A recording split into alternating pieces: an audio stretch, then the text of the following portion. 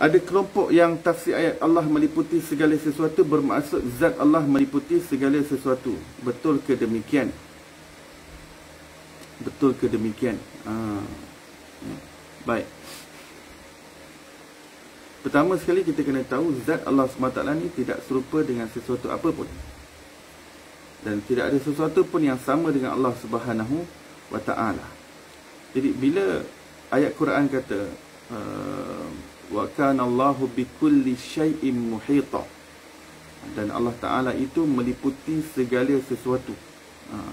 Ayat ni tak kata ilmu Allah yang meliputi kan, tapi wa kana Allahu. Dalam ayat yang lain, innallaha ala kulli syai'in muhit. Sesungguhnya Allah SWT meliputi segala sesuatu. Memang terang-terang Allah meliputi segala sesuatu. Tapi kita tak boleh faham bahawa meliputi itu maksudnya alam ni adalah Tuhan. Yakni alam ni zat Tuhan. Kita tak boleh faham begitu.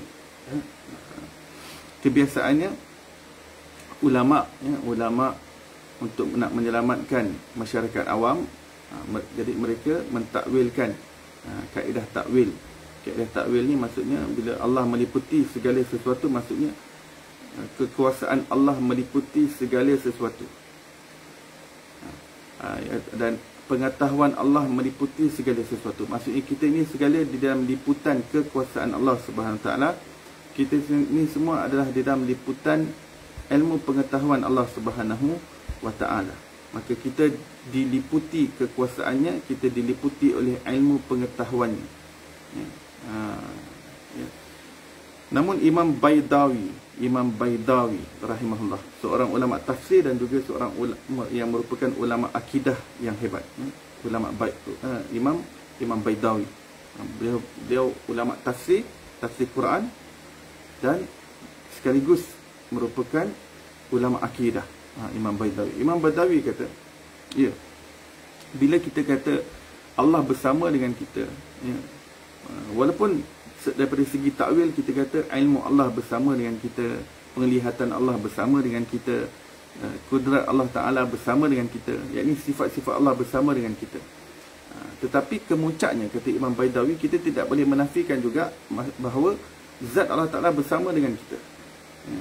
Hanya senya kat situ ada tricky point.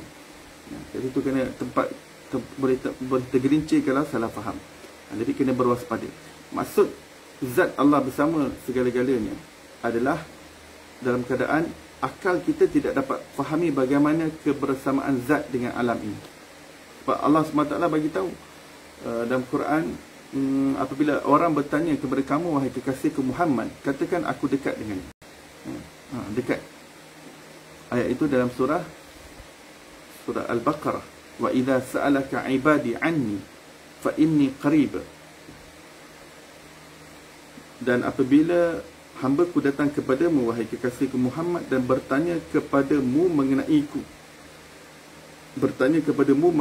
katakan kepadanya, fa inni qarib, aku sangat dekat. Dalam Quran, inilah satu-satunya ayat yang mana paling jelas sekali bagi tahu kepada kita apa jawapan yang perlu dibagi tahu kalau orang tanya di mana Allah. Ataupun orang tanya pasal Allah, apakah jawapan paling tepat sekali nak bagi kalau orang tanya pasal keberadaan Allah? Sebab apa?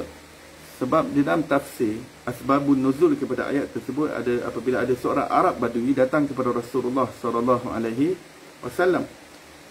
Dan beliau bertanya, ya Rasulullah, aqaribun rabbuna fanunaji am ba'idun fanunadi? Wahai Allah, adakah Allah Ta'ala itu dekat sehingga kita boleh berbisik-bisik kepadanya, ataupun adakah Allah Ta'ala itu jauh sehingga kita perlu melaung kepadanya? Orang Arab Badui tanya kan, orang pedalaman tanya.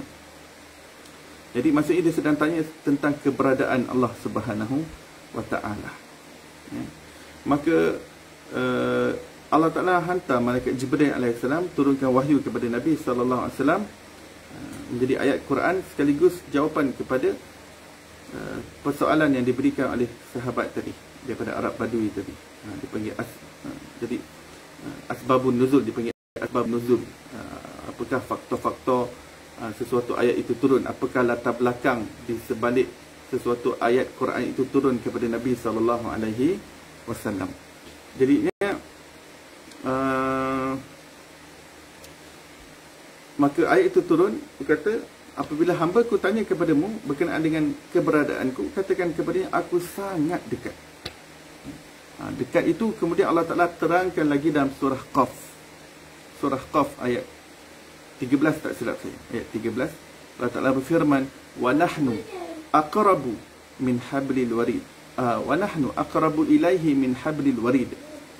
Aku sangat dekat dengan hamba-Ku, lebih hampir daripada urat lehernya. Yakni Allah lebih dekat dengan hamba-Nya, lebih hampir daripada hamba itu kepada dirinya sendiri. Maksudnya bukan diri kita yang lebih dekat dengan diri kita, tapi Allah yang lebih dekat dengan diri kita. Maksudnya kedekatan Allah itu kita tak dapat nak faham dengan akal kita. Kenapa Imam Baidawi kata kalau ilmu Allah bersama dengan kita, sebenarnya zat Allah bersama dengan kita. Kenapa Imam Baidawi cakap macam tu? Sebab sifat itu berada pada zat. Sifat itu pada zat. Sifat tidak berpisah daripada zat.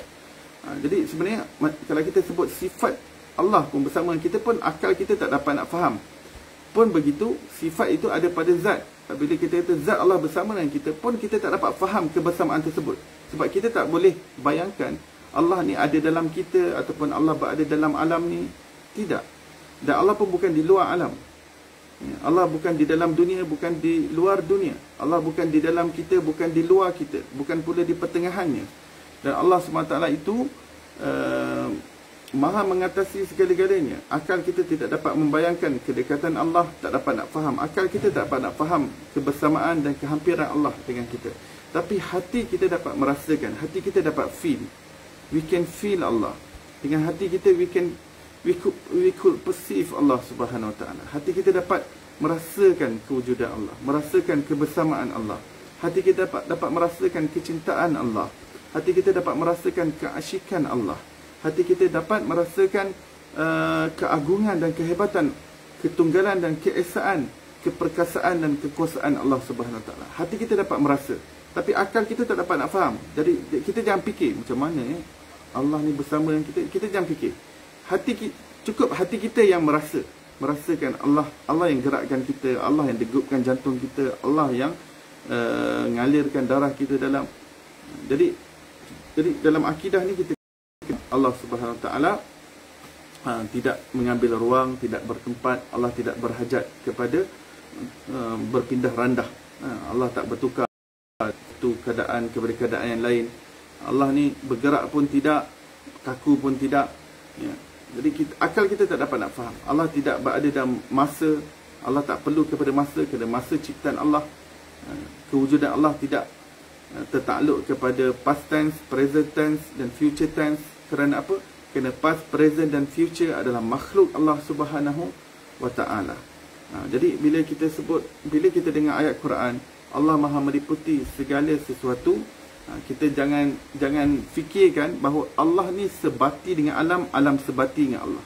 Salah. Tidak berlaku kesebatian di situ.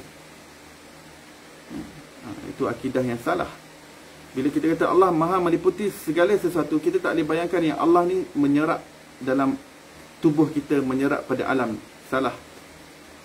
Itu dah terseleweng. Akidah tu dah terseleweng.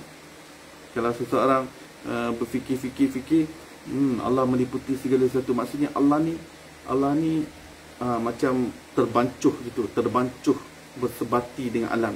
Ya? Itu salah. Itu pemikiran yang salah. Itu kita kena buang daripada pemikiran kita. Jadi apa pemikiran kita patut buat? Pemikiran kita ni hanya berserah kepada Allah. Hati kita serah, apa maknanya, hakikat yang sebenar pada Allah. Maksudnya akal kita bertakat-takat saja, hanya faham bahawa perlu faham bahawa kita perlu menafikan sifat-sifat yang tidak layak bagi Allah.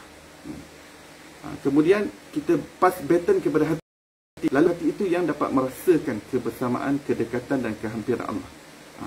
Jangan berlama-lama berlegar di akal. Pass baton pada hati. Hati itu apabila semakin jernih, semakin suci, semakin akrab dengan Allah, semakin intim dengan Allah, maka hati itu dapat merasakan kehambaan dirinya. Sebab tu waktu kita sujud itu, sujud itu kita dapat merasakan kehambaan. Semakin kita dapat merasakan kehambaan, semakin kita dapat merasakan kedekatan dengan Allah. Jadi bila kita dengar hadis yang mengatakan bahawa aqrabu ma yakunul abdu min rabbih fahuwa sajid, seorang hamba itu keadaan dia yang paling dekat dengan Rabbnya adalah tatkala dia berada dalam keadaan sujud. Jadi bila kita dengar hadis yang seperti ini, jangan kita ingat waktu kita sujud tu Allah Ta'ala ada kat tepat sujud kita. Sebab hadis kata waktu sujud paling dekat kita dengan Allah. Tidak. Maksud dekat kat situ sebab Allah dah maha meliputi segala sesuatu dan akal kita tak dapat faham pengliputan itu yang bagaimana. Kebersamaan Allah itu dengan kita yang bagaimana kita tak faham. Kita cuma yakini, lalu hati kita dapat merasakan kehambaan kita. Kehambaan yang kita tidak ada apa-apa depan Allah. Wujudnya hakiki hanya milik Allah. Wujud kita ni hanya menumpang pada Allah saja. Jadi hati kita dapat merasakan wujudnya hakiki hanya Allah. Semakin kita sujud, semakin di situ makna menafikan wujud diri kita. Lalu dalam sujud itu kita merasakan kelenyapan diri kita. Maksudnya dalam sujud itu kita merasakan kefanaan diri kita. Dalam sujud itu kita merasakan hanya kewujudan yang hakiki milik Allah Subhanahu Wa Taala yang Maha Tunggal. Maka di situ ada makna kehambaan. Semakin kita merasakan kelenyapan diri kita, di situ semakin kita merasakan makna kehambaan diri kita. Bila merasakan kehambaan diri kita, maka di situ Rasulullah kata adalah keadaan yang kamu paling dekat dengan Allah Subhanahu Wa Taala. Jadi dekat di situ bukan daripada segi tempat ataupun ruang, tapi dekat itu adalah daripada segi kedekatan hati kita, kehampiran jiwa kita dengan Allah Subhanahu Wa Taala. Baik, soalan yang berikutnya.